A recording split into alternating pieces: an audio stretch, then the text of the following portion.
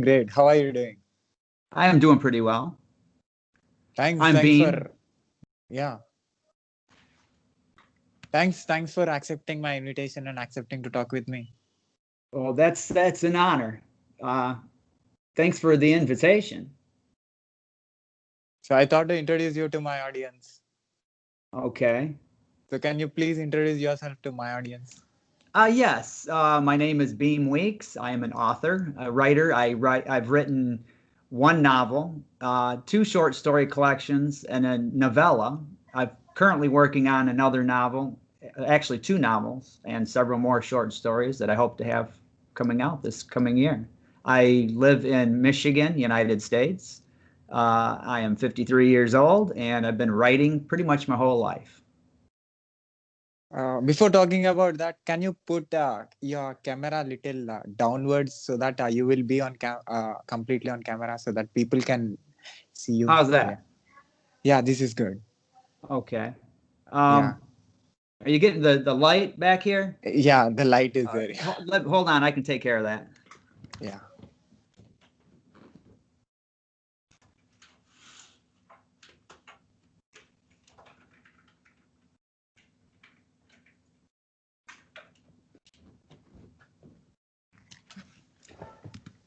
I usually do my Skyping at night with my publisher, so that's usually dark out there. Okay. The light is on your face. Is that okay for you? It's yeah. Yeah, that's all right. Yeah, we don't want to do that. All right, it's Yeah. closed, so I can't do anything more about that. But Now it's good. Now it's good. okay. Yeah. So you're 50 plus, and you're an author, and you wrote two novels, and you write short stories. Yes, and one of my novels. In fact, I've got my books right here. This is my novel, Jazz Baby. That came out 9 years ago. Um, it's a Okay. historical fiction. Okay. This is my first short story collection. It's called Slivers of Life, and that's got 20 short stories in it. And here's my second short story collection called Strange Highway, and that's got 19 short stories in it. And my novella, it's called The Thing About Kevin, and that came out last year or earlier this year. That's available on ebook. Okay. What is the first book is about? The The Jazz Baby. Jazz Baby, that is a historical fiction. It's set in 1925 in New Orleans and Mississippi here in the United States. It's a young girl who loses both her mother and father at an early age, and she wants to be a singer. So she goes to New Orleans to sing, and she runs into all kinds of trouble, dangerous characters, and she wants to make it to New York eventually. And she has to rely on her wits to stay ahead of the dangerous characters that are there. She gets harmed, but in the end, she pulls through. So 9 years back, it came out. Yeah, it came out in 2012. And So it'll what be 9 years was this coming year. okay? So what is the response that you got? Really strong. It's got a lot of reviews on Amazon, and most of them are 5 and 4 star reviews. There were a couple that didn't like it, which that's fine. That's acceptable. That's going to happen. But 95% of them were all positive reviews. So I can't complain. Even when you get the occasional bad review, that comes with it comes with writing. Not everybody's going to like what you write, and I accept that. So are you a full-time writer? Yes, I am. I also work for my publisher, Fresh Ink Group. I do book trailers. I put together book trailers, do a lot of video, and we're currently doing audiobook production as well. So I'm an audiobook and video producer for them, and I do some other stuff. So between working for the publisher and writing, that's my full-time job. So your second book is about the short stories. The short stories, there's a whole bunch of different topics, different short stories. There's some historical fiction in there, but there's modern stuff. There's um, kind of science fiction in there. There's paranormal. Uh, just whatever strikes my fancy, I'll write it, and they end up in those books. And the third one? Same thing, a collection of short stories. That's all different kinds of stories. The thing about Kevin, that's my novella. That's about a young man whose father dies, and he's living in New York, and he has to fly back to Chicago to bury his father. And he finds some family secrets. His father was in the mafia, basically, and he had an older brother named Kevin who had disappeared 38 years prior to that. And he's looking for what happened to his brother. He thought, well, now that the father died, maybe the brother's going to come to the funeral, and he doesn't. And then he finds the reason why the brother can't come to the funeral. At the end of the book, he finally figures it out. So what made you to become a writer? It's just something I did all my life. When I was a kid, back in school, probably 8 or 9 years old, we had a teacher that had us write some short stories. And by the time I was in 5th grade, I had co-written a play at school that we got the actors to act it out in front of the whole school. And I was just hooked. It was like, okay, this is cool. You can take ideas and write them down and turn them into stories, and people will actually read them and like them. So early on, that's what got me hooked. Now, when I was in high school, I started doing music reviews, concerts that I would go to. I would review them for the school newspaper, and record reviews. When bands and singers would have new music out, I would review their music for them. And I got a lot of positive feedback. Everybody always wanted to know what I was going to do next. And so it's always been with me, writing. I didn't take it real seriously for the following, 20 years after high school. And it was about 20 years ago that I started to take it serious again and put together short stories that became my short story collections and started working on the novel. Do you remember the first response that you got for the first book that you published and for the first time? I do. The first response that I got, Jazz Baby, I had released it, and I think it was available maybe 2 months at that time. This is back in 2012. And my publisher got an email from a teenage girl in Ireland, and they forwarded it to me. And she was saying that she had bought the book, and she started reading it, and she was going to read one chapter a day and, put it down. And she told me that she ended up starting in the afternoon, and by the time she finished in the evening, late at night, she was done with the book. So she read it in one sitting, and she just had to let me know that she thought it was just a wonderful book. She wants to know if I'm going to do a sequel to it, which there's a sequel in the works, but that's later on down the line, because she wanted to know what happened to the character. Did she make it to New York? Yeah, that email from this teenage girl from Ireland, and I'm in the United States, so for me it was like, all right, somebody in Ireland read my book. Wow. And I've gotten more like that from around the world since then, and each one is I cherish each one, each review, each response, even the negative ones. It's all good. At least somebody took the time to read that. So historical fiction, and you wrote the fiction books, fictional stories again. And have you ever thought to write a real story? Yeah, I have. Kind of maybe a memoir type of thing, or I've written in each of those short story collections. There's each of them have one essay, and that's true story, and it's from my childhood, things that my dad did, funny stories. My dad was a good guy.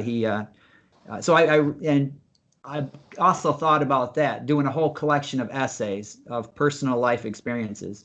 My publisher, he's done that. And he's encouraged me to do that. So that's something that I might do coming up here in the future. But like I said, I've got 2 novels that I'm working on right now, and probably 4 or 5 new short stories. Once I get those out of the way, then maybe I'll sit down and write those essays, like essay collection. So what drives you? What motivates you to write? The need to.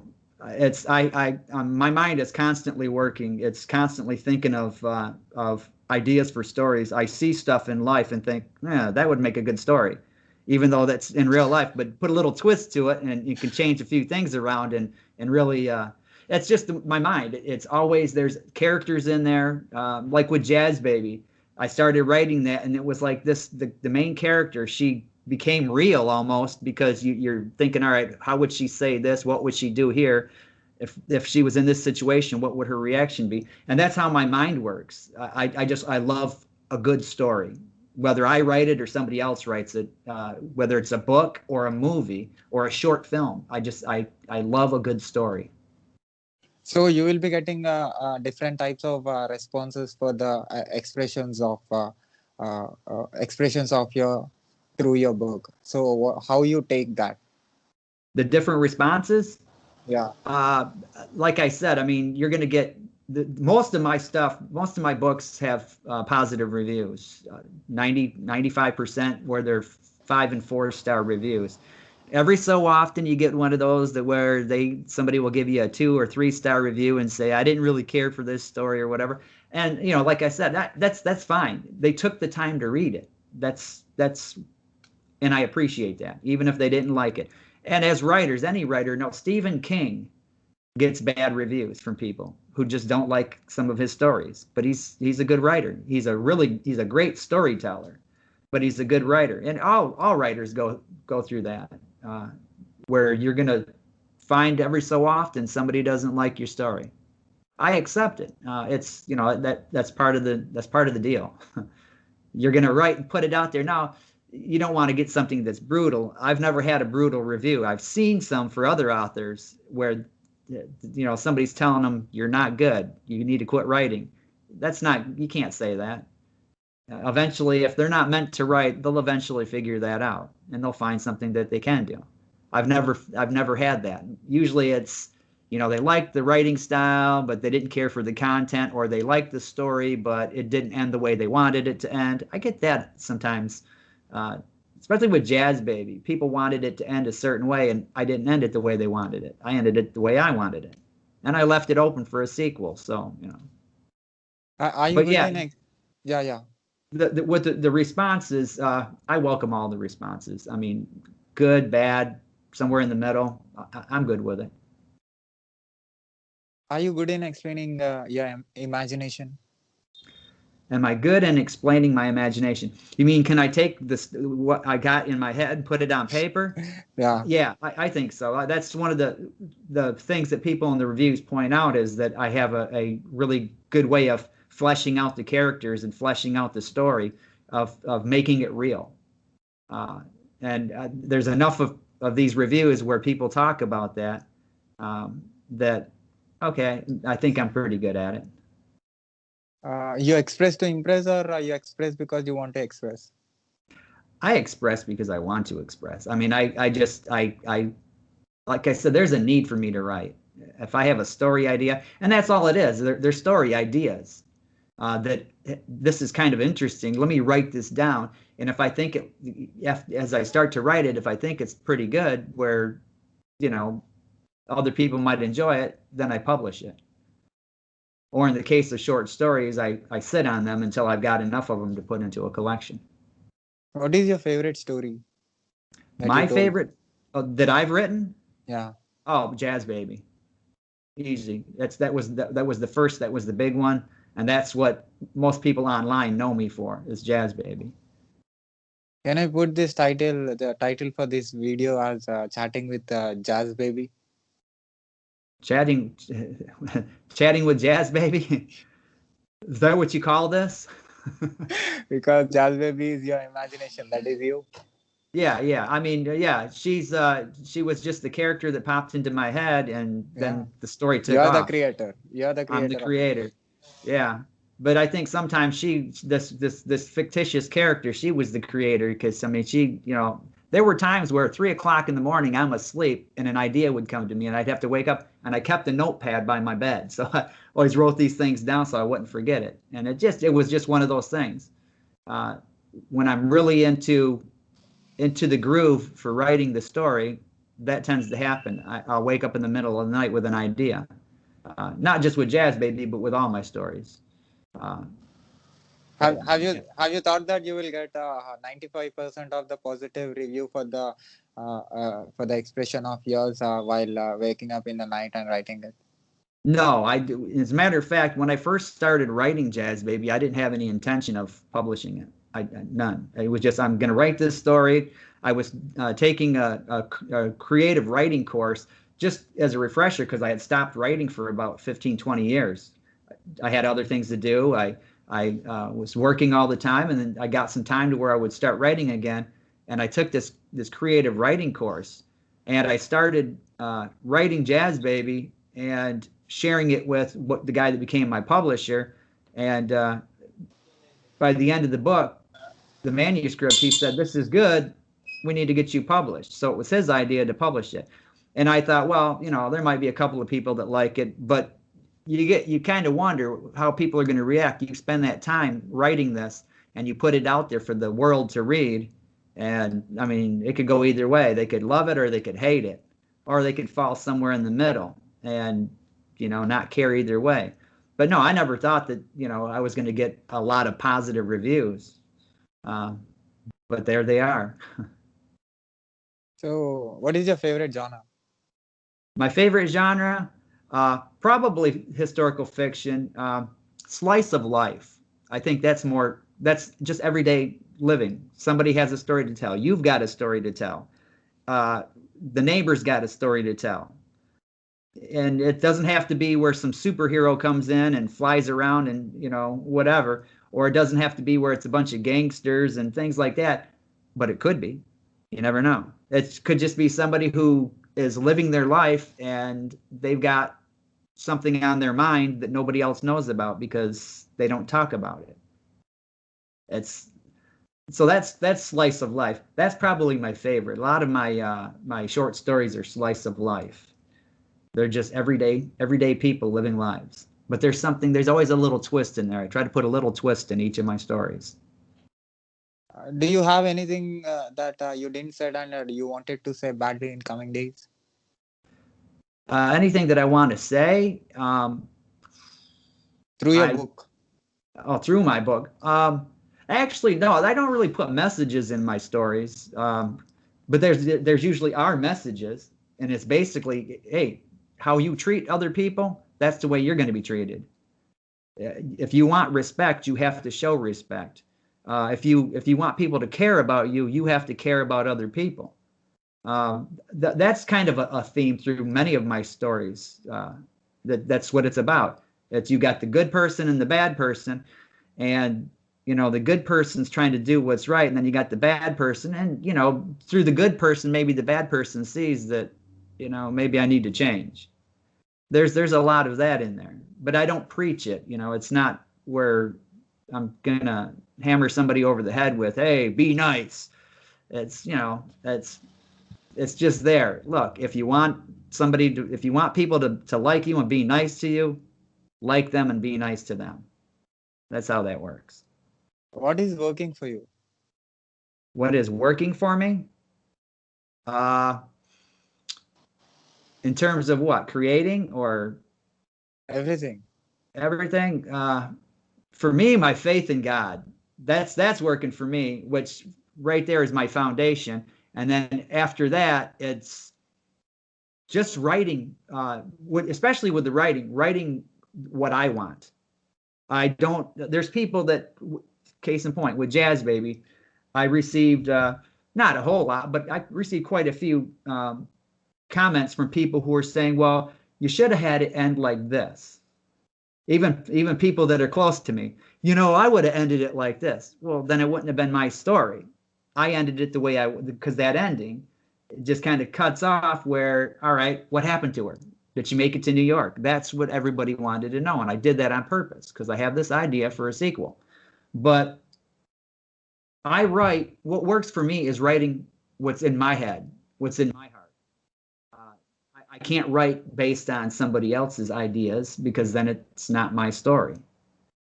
And I've had all kinds of people over the years saying, well, you should change this and write it like that. That's not how it's going to go, though. That's not how I see it. So what works for me is writing what's in my head, in my heart, writing what I want to write, and not listening to readers or friends or other authors.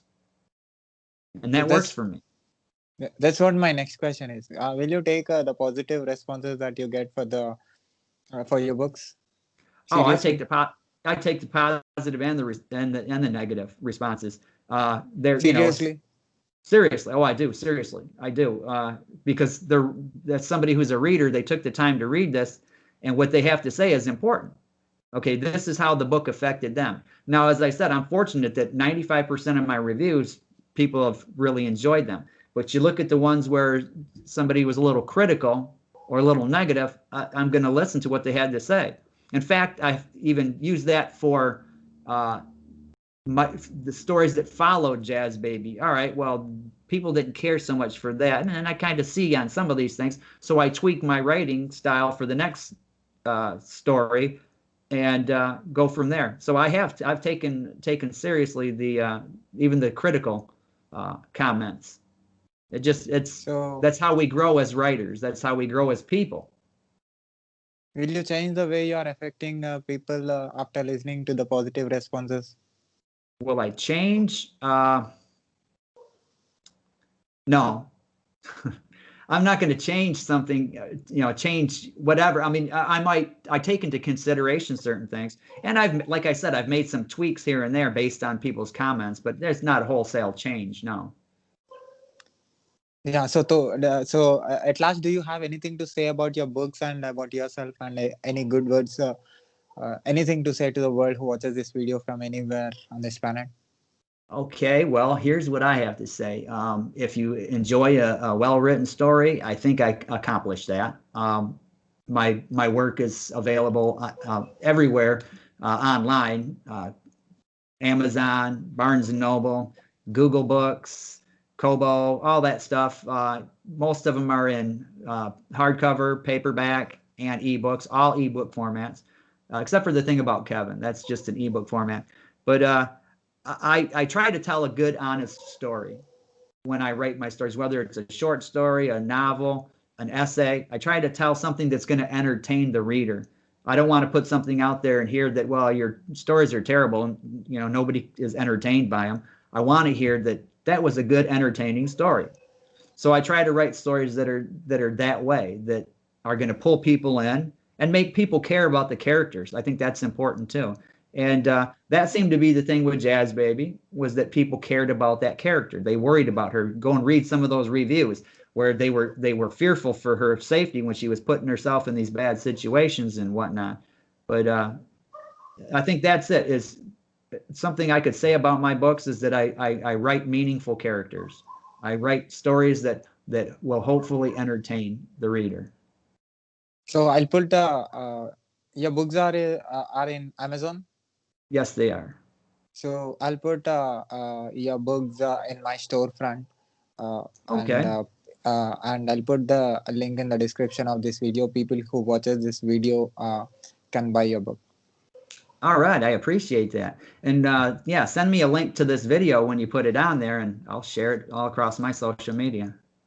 Yeah, I will share it. So, uh, have you seen any previous videos of mine on I YouTube? haven't. I haven't. So I have to, as soon as I get done here talking with you, guess where I'm going. I'm going to YouTube. I'm sure you will enjoy because 250 people already said about their books and from different countries. I'm sure something you will get from it. All When you're right. free, you can watch it. Yeah. Okay. Yeah. As soon as I get done here talking with you, I'm going over there to check it out. So, So thanks, Beam. Thanks for giving me your valuable time and telling me about your books and telling answering a few questions of mine. well, thank you for the invitation. It's an honor to be able to sit here and talk to you, and you showed interest, and I'm honored. So thank you very much for the invitation. So can I put this video on my YouTube channel, on social media, Yes, on internet with your permission? put it wherever you want. Yeah. So thanks again. Keep going, keep doing what you love and express what you want to. And you too, keep that, and may your YouTube channel grow and become this big thing that everybody wants to watch. And you will be one of the reason for that. Well, thank you. I appreciate that. Thanks, man. All right. Bye. Bye.